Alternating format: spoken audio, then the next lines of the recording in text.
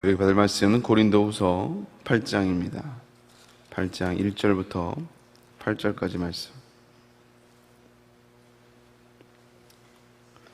제가 신약성경 293페이지에 있습니다.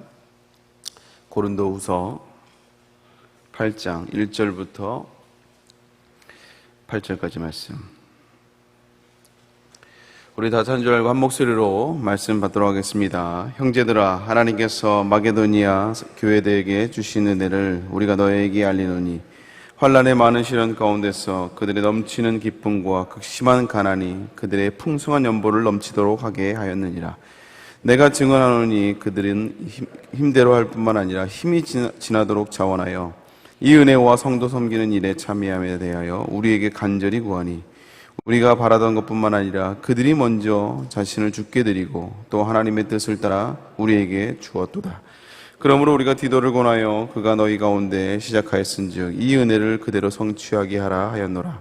오직 너희는 믿음과 말과 지식과 모든 간절함과 우리를 사랑하는 이 모든 일에 풍성한 것 같이 이 은혜에도 풍성하게 할지니라. 내가 명령하는 말이 아니요 오직 다른 이의 간절함을 가지고 너희의 사랑의 진실함을 증명하고자 함이로라. 아멘. 오늘 말씀을 가지고 헌금은 물질을 드리는 것이 아니다라는 제목으로 함께 은혜를 나누도록 하겠습니다. 고린도후서 21번째 말씀이고요. 계속해서 사도 바울은 고린도 교회와 고린도 교인들과 관계가 이제 회복되면서 계속해서 그동안 쌓여져 왔던 오해들을 계속 풀어주고 있습니다. 사실 어떤 신학자가 정리한 걸 보니까 무려 13가지 이상의 오해를 고린도 교인들이 사도 바울에 대해서 오해를 하고 있었어요. 오늘 이제 8장과 9장은 사도 바울이 이제 고린도 교인들에게 받았던 오해 중에 하나인 이제 헌금에 대한 오해를 풀어주고 있는 내용입니다. 당시 배경은 이래요. 그 당시 예루살렘 교회, 그 교회 모체가 될 수 있는 그 예루살렘 교회가 그 예루살렘 지역 전체가 이제 극심한 흉년이 들었습니다. 그래서 전체적으로 굉장히 힘들어진 상황 가운데 이 예루살렘 교회를 돕기 위해서 이방에 세워졌던 교회들이 이제 헌금을 모으기 시작한 거예요. 그래서 그들에게 이제 헌금을 모아서 구제 헌금을 전달하는 이런 배경 가운데 그런 배경 속에서 이제 고린도 교인들은 이제 거짓 이단들과 또 잘못된 이제 성경 고사들의 꾀임으로 인해서 사도 바울을 계속 대적하고 있었거든요. 의심하고 있었고 대적하고 있었습니다. 그래서 이제 사람을 자꾸 의심하기 시작할 때 이제 또 하나의 걸 수 있는 게 뭐냐면 이제 물질이에요. 헌금입니다. 왜냐하면 이런 이제 성경 구제헌금을 모으고 있는 상황 가운데 한마디로 이제 배달 사고가 났다 이거예요. 사도 바울이 물질을 잘못 도용하고 잘못 쓰고 있다라는 그런 의심을 들게 했습니다. 사람이 그런 것 같아요. 한 번 의심하기 시작하면요, 이제 그 의심이 점점 좀 커지면 다 의심의 눈으로 사람을 보게 됩니다. 제가 참 안타까운 일인데, 제가 섬겼던 그 미국에서 있을 때 머물렀을 때 섬겼던 그 교회 목사님도 35년을 이민 목회를 하셨던 분이에요. 참 훌륭하신 분이었습니다. 근데 이 마지막 은퇴하실 때 이 재정적인 이슈로 인해서 참 그 마지막 은퇴하는 모습이 너무 참 안타까웠어요. 교회 중직자 몇 분이 이제 은퇴하신 분들인데 몇번 이제 소문을 통해서 이제 계속 이제 목사님을 흔들어내는데, 제가 보니까 성도들도요, 처음에는 설마, 왜냐하면 35년 동안 그 목사님이 어떻게 목회하셨는지를 봤기 때문에 처음엔 설마 하더니 나중에는 정말 이렇게 돼버리더라고요. 결국 이제 나중에는 다 이제 거짓인 게 다 들통이 났는데도 불구하고 그러면 뭐합니까? 이미 다 성도들은 다 많은 성도들이 교회를 떠나버렸고, 그리고 교회가 상처를 받아버렸고, 또 세상 사람들은 교회를 바라보면서 이게 안 좋은 시각으로 바라보게 되었다는 거예요. 제가 그 모습을 보면서 너무 참 안타까웠어요. 이 고린도 교인들도 역시 마찬가지입니다. 이 사도 바울에 대해서 의심이 싹트기 시작했고, 그리고 점점점 그 의심이 확신으로 점점점 나아가는 그런 상황 가운데 예루살렘의 구제 선교비를 모아서 한마디로 사도 바울이 도용하고 배달 사고가 났다라는 이런 오해들을 하고 있었다라는 거예요. 그래서 사도 바울이 이 오해를 풀면서 이제 헌금의 좋은 모델로 이제 마게도니아에 살고 있는 이 교인들의 이야기를 해줍니다. 이 예나 지금이나 이 헌금에 대한 이야기는 쉽지 않은 이야기인 것 같아요. 그래서 사도 바울도 직접적으로 얘기하지 않고 하나의 모델을 딱 제시하면서 얘기하고 있습니다. 우리 1절 말씀 같이 한번 읽어볼까요? 읽습니다. 시작. 형제들아, 하나님께서 마게도니아 교인들에게 주시는 은혜를 우리가 너희에게 알리노니. 오늘 사도 바울이 오늘 편지를 쓰면서 하나님이 마게도니아에 있는 교회들에게 주시는 은혜를 알리기 원한다, 이렇게 얘기를 하고 있어요. 이게 사도 바울이 오늘 이 8장과 9장을 쓴 이유입니다. 그래서 어떤 내용이냐, 바로 헌금에 대한 내용들이에요. 제가 잠깐 말씀드렸지만 헌금을 설교하는 것은 참 쉽지 않은 이야기입니다. 최근에도 어떤 분을 만났는데 그분이 뭐라냐면 교회에서 자꾸 이제 강단에서 헌금 이야기하는 거에 대해서 굉장히 노이로제를 갖고 있는 분을 만났어요. 근데 여러분, 그 종교개혁자인 칼빈은 이런 얘기를 했어요. 당시 교회를 가리켜서 오늘의 교회의 문제는 돈에 대해서 너무 많은 이야기를 하는 것이 문제가 아니라는 거예요. 돈에 대한 바른 이야기를 하지 않는 것이 문제다라고 이 종교개혁자 칼빈이 이야기했습니다. 그래서 오늘 말씀을 통해서 특히 이 사도 바울이 모델로 삼아주고 있는 헌금에 대한 이야기를, 교훈을 주기 위해서 모델을 삼고 있는 마게도니아 교인들을 통해서 우리가 몇 가지 짧게 헌금에 대한 자세를 좀 배우기를 원해요.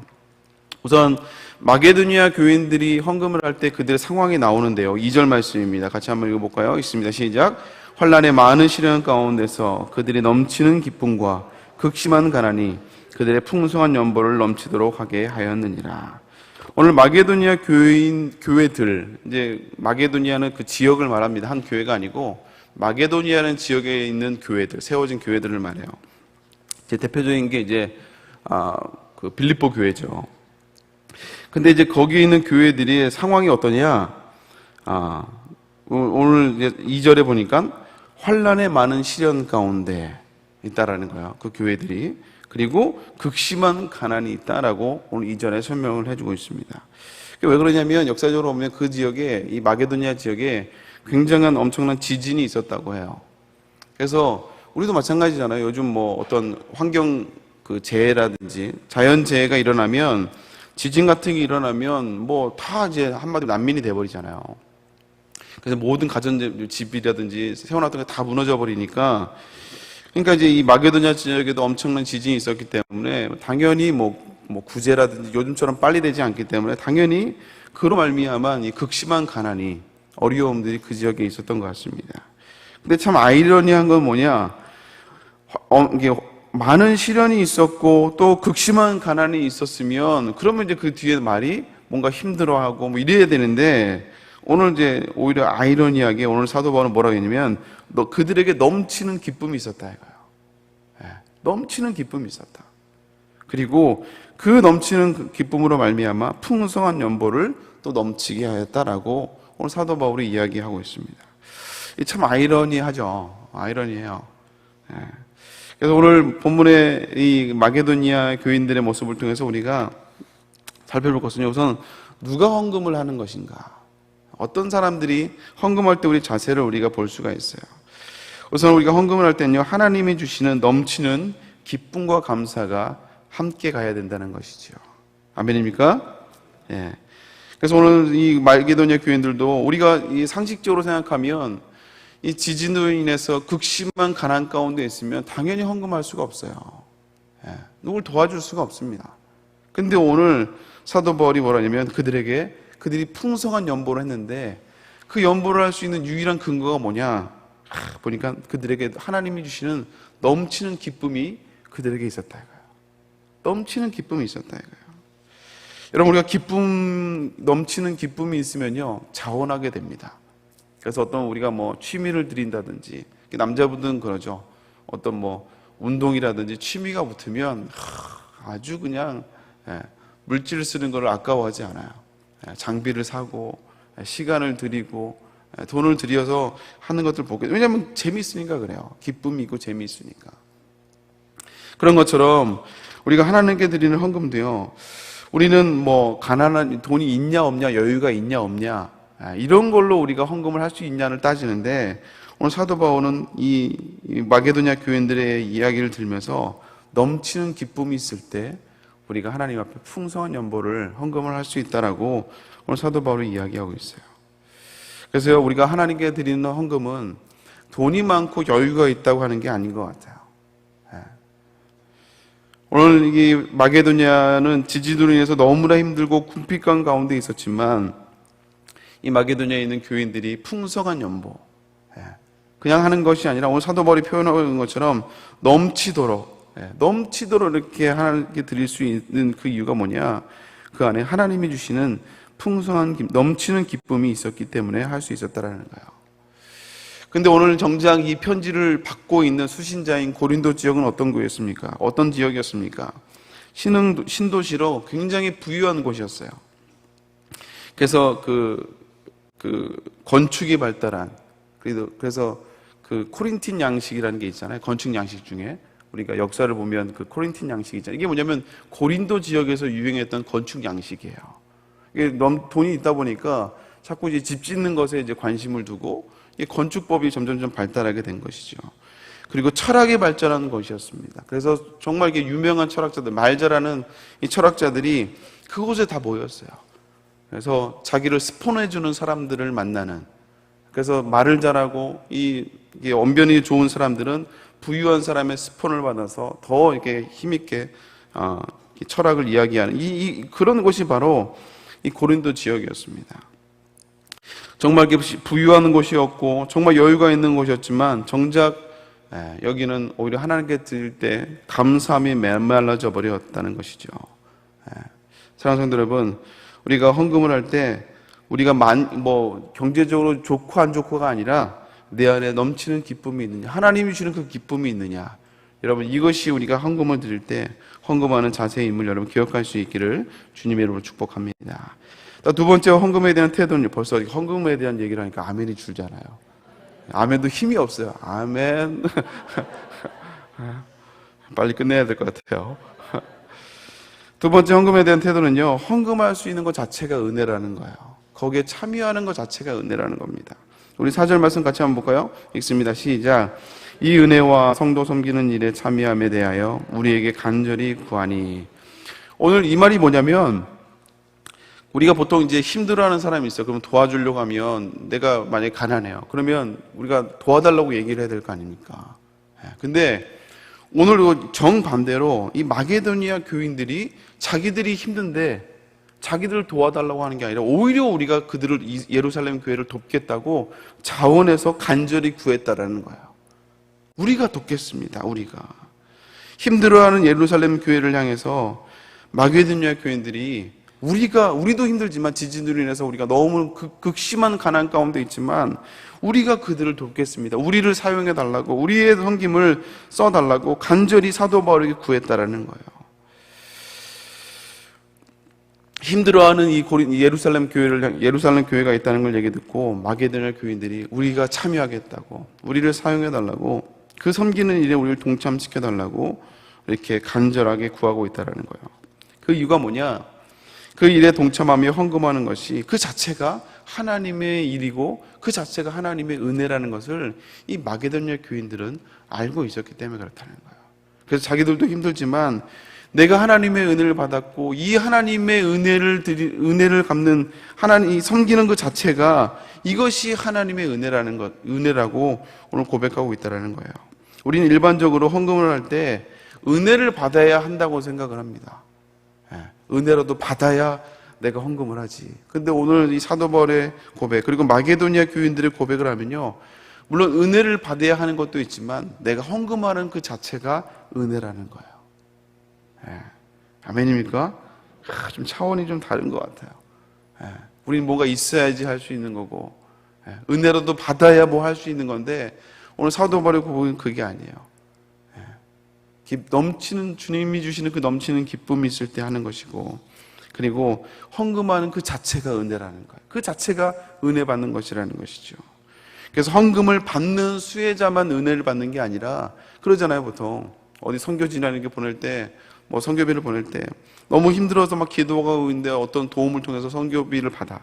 그러면 얼마나 막 하나님의 은혜를 주셨다고, 이렇게 교회, 우리 세대교회를 통해서 이렇게 은혜를 내가 받는다고 얘기하지만, 오히려 사도 바울은 또 마게도냐 교인들의 예를 들면서 헌금을 받는 사람들도 은혜를 받는 것이지만 그러나 헌금을 하는 사람도 역시 은혜 함께 받는 자라고 오늘 사도 바울이 이야기하고 있다는 거예요. 그리고 세 번째 마지막으로 물질을 드리는 것은 물질이 아니라 먼저 내 자신을 하나님께 드린다는 것입니다. 우리 5절 말씀 같이 한번 읽어볼까요? 읽습니다. 시작. 우리가 바라던 것뿐만 아니라 그들이 먼저 자신을 주께 드리고 또 하나님의 뜻을 따라 우리에게 주었도다. 오늘 이 말씀을 보면요, 마게도냐 교인들이 헌금을 성교헌금에 동참할 때 단순히 예루살렘 교인들이 불쌍해서 드린 게 아니라는 거예요.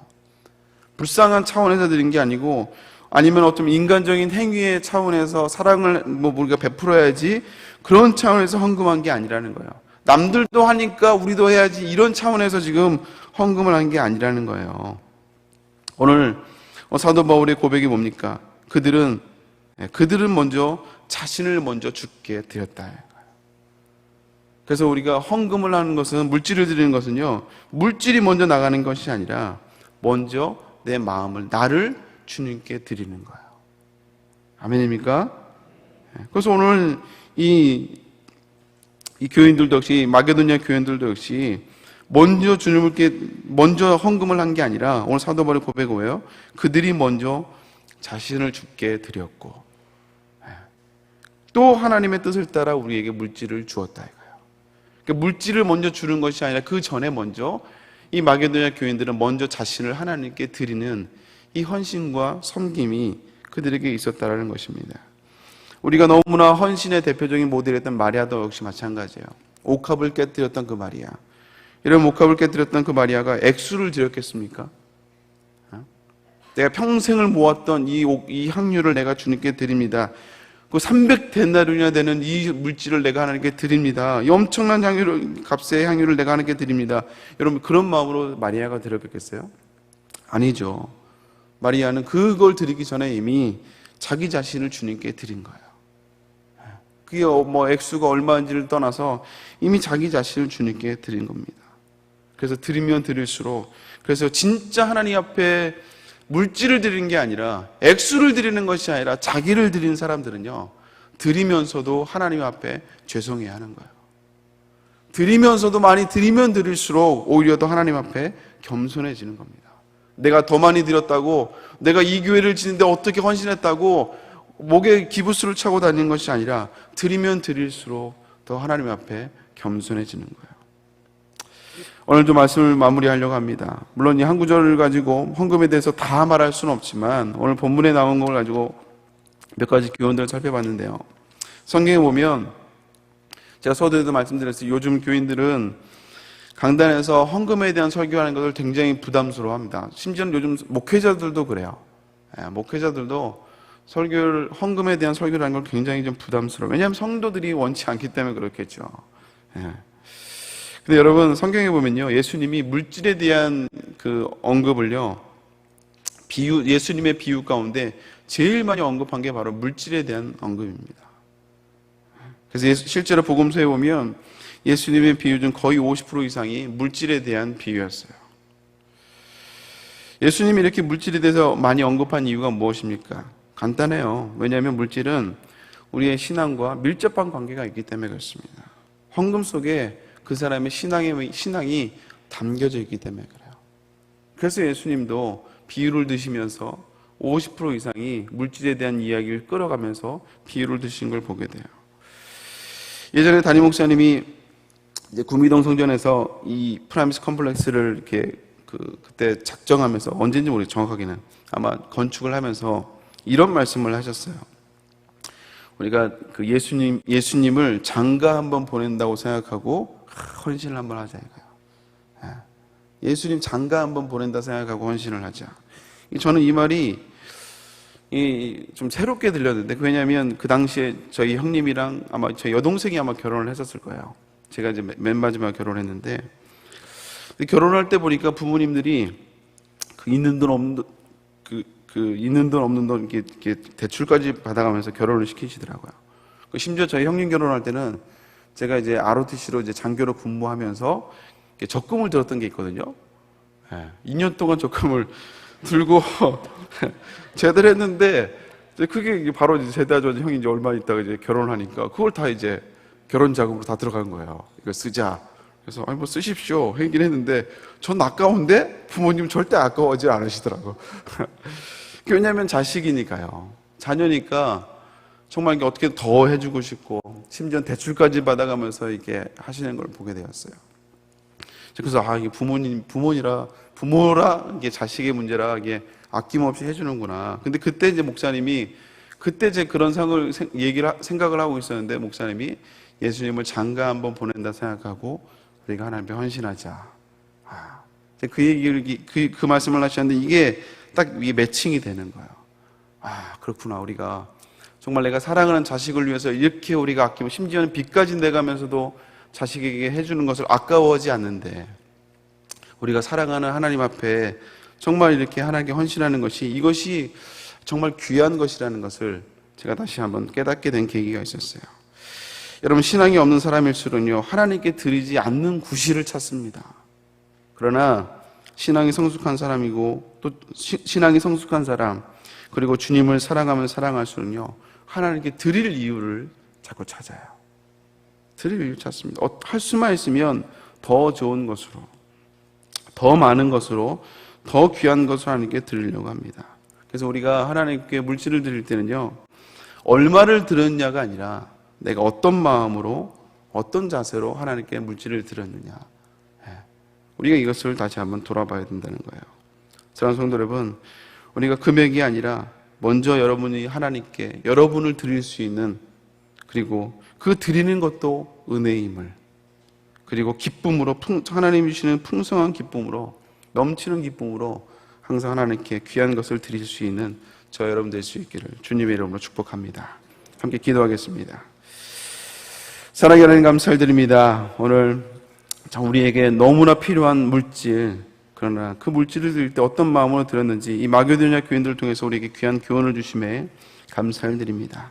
하나님 우리가 얼마를 드렸냐가 그것도 중요하지만 그러나 더 귀한 것은 뭐냐 어떤 마음으로 드렸는지 그래서 내가 먼저 물질을 드리기 전에 먼저 나를 주님께 드리고 그리고 하나님 앞에 정말 우리가 정말 넘치도록 정말 기쁨으로 넘치는 기쁨으로 드리며 하나님 앞에 감사함으로 드릴 수 있는 우리 모든 성도들 될 수 있도록 주님이 축복하시고 인도하여 주옵소서. 드려지는 것도 하나님의 은혜임을 드리는 것도 은혜임을 우리가 잊지 않게 하여 주옵소서. 또 오늘도 이 새벽에 주 앞에 드릴 때 귀한 예물을 가지고 나옵니다. 하나님 물질이 남아서 드리겠습니까? 다 우리가 물질이 필요하고 늘 우리가 물질이 부족하지만 먼저 하나님 앞에 내 자신을 드리며 넘치는 기쁨으로 또 드리는 것도 은혜임을 아버지 고백하며 주 앞에 드려지는 귀한 아버지 성도들을 주님이 축복하여 주시옵소서. 아버지 생일을 맞이하여 71살 생일을 맞이하여 주님께 귀한 예물을 드립니다. 하나님 더 건강을 주시고 더 많은 물질을 하나님께 영광 돌릴 수 있도록 우리 권사님을 축복하여 주시옵소서. 1,000번제로 드립니다. 평안한 마음을 달라고 또 아버지 자녀를 위해서 기도합니다. 하나님 붙들어 주시고 정말 또 아버지 후반기를 놓고 하나님이 주신 은혜와 축복을 놓고 또 아버지 전도의 열매를 놓고 기도하며 나아가는 귀한 아버지의 손길들을 주님이 축복하여 주시옵소서. 하나님 함께하여 주옵소서. 가정을 위해서 기도하며 또 특별히 수능을 아버지 준비하고 있는 자녀를 놓고 기도합니다. 하나님 지혜를 허락하여 주옵시고 아버지 건강을 붙잡아 주옵시며 집중력을 허락하여 주시옵소서. 아버지 다시 한번 은혜로 함께하여 주옵시고 정말 아버지 수능을 통하여 좋은 결과도 중요하지만 그러나 이 과정이 하나님께 더욱더 엎드리며 하나님의 은혜를 경험하는 간증의 시간이 될 수 있도록 주여 축복하시고 인도하여 주시옵소서. 아버지 귀한단임 목사님 건강을 붙잡아 주시고 오늘도 하나님의 영광을 위하여 달려가실 때 특별히 우리 목사님 위로하여 주옵시고 정말 우리 목사님 한국교회를 위하여 또 아버지 교단과 총회를 위하여 헌신하고 수고하신 우리 목사님 위로하여 주옵시고 그 헌신과 섬김이 정말 아버지 아름다운 열매로 단순히 아버지 거기서만 끝나는 것이 아니라 반드시 아름다운 열매로 맺혀질 수 있도록 주여 축복하시고 인도하여 주시옵소서. 오늘 철야 예배 가운데도 은혜로 함께하여 주옵소서. 감사를 드리며 예수님의 이름으로 기도 올려옵나이다.